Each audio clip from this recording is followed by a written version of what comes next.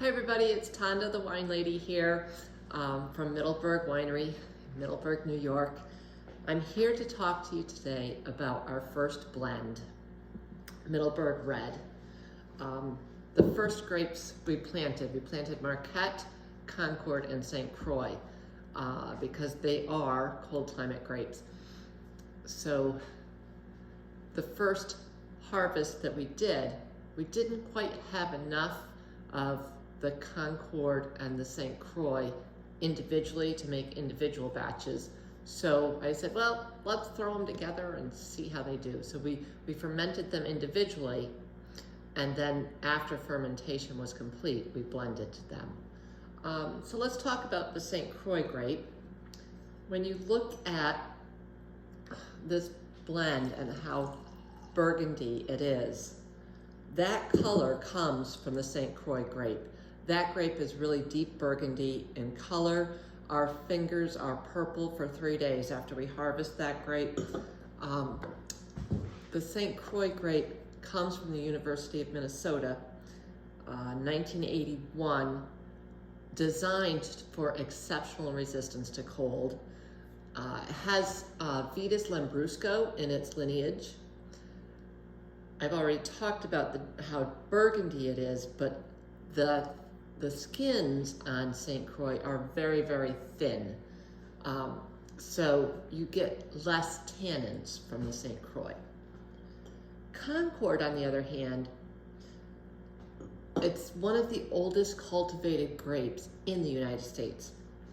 1849, it was developed in, guess this, Concord, Massachusetts. It's actually named after Concord, Massachusetts.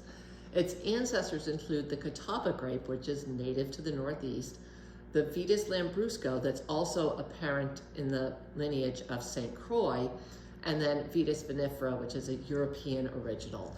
So, interestingly enough, 20 years after it was cultivated, Dr. Thomas Welch, sound familiar? First pasteurized it for juice. It's known as the grape flavor.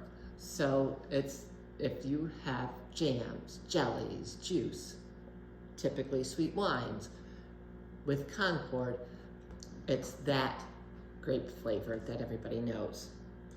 So it's about 60% St. Croix, 40% Concord.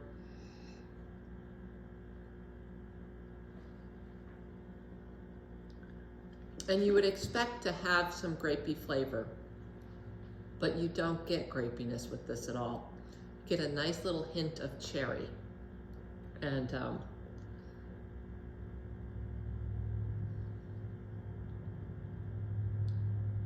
yeah, nice little hint of cherry.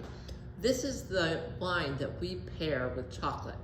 So with Easter coming up, you might want to think about that. So I'm going to first start with milk chocolate. And you wait till the chocolate covers your tongue. And then take the next sip.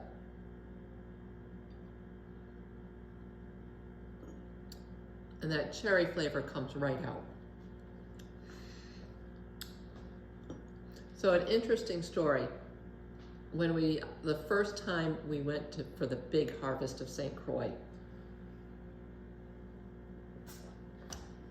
Don always gets the refractometer out, which measures the bricks in the grapes. And on Thursday, he goes, St. Croix is ready. We should be picking today.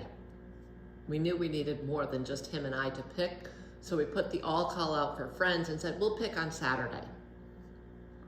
It rained Friday.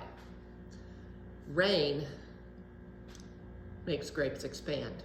The thin skins on the St. Croix cracked.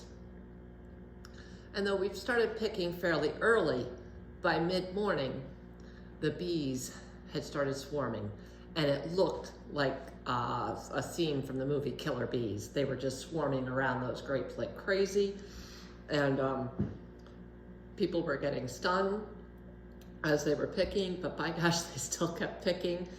And we got St. Croix harvested, but we did have some bees helping us along the way. I'm going to try some dark chocolate now.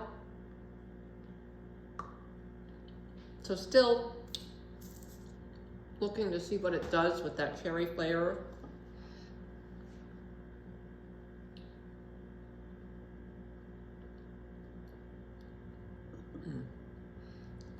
Dark chocolate covered cherries. It's very good. So the lesson we learned from the bee fiasco was when the grapes are ready, we just have to pick them. We can't wait. So our harvest usually starts late August to mid-October.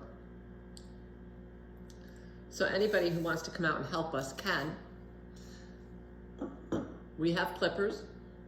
We have bug spray, and we welcome the help during harvest. So cheers to the weekend, everybody.